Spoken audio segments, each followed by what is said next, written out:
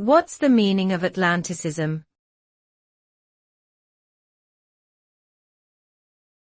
Atlanticism.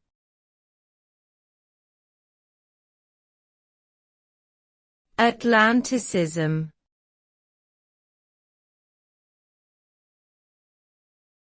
Atlanticism.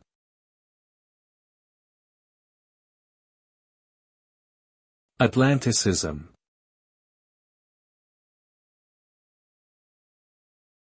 Atlanticism refers to the close political, economic, and military cooperation between North America and Western Europe. This term is often used to describe the post-World War II transatlantic alliance, which includes NATO.